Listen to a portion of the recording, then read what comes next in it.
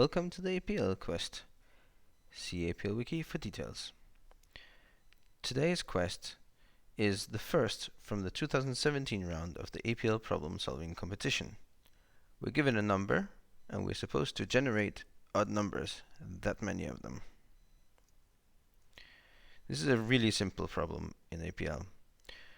We start off by creating a lambda or a defin, and let's say we give it the argument 5, so that goes on the right, just like you could have, say, a minus with a 5 on the right.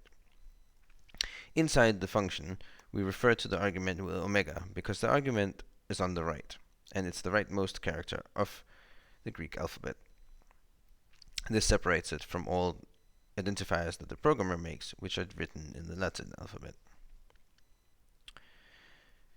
Okay, now since we are supposed to generate a sequence of this length, then we would use the index generator function, denoted iota, and this gives us the numbers from 1 to 5, but we only want every other number, so we need a multiplication factor of 2. Multiplication automatically applies to all the elements generated by the iota. However, our values are too large, we need to subtract 1, or alternatively we could add -1.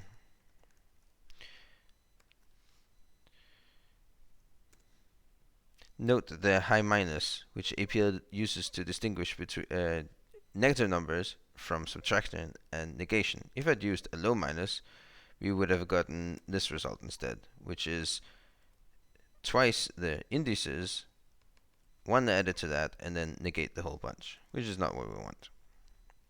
So, while this is a solution, it follows a very simple pattern here, where we have a function that's monadic applied to the argument, and then a dyadic function with a parameter on the left, and then a dyadic function with a parameter on the left.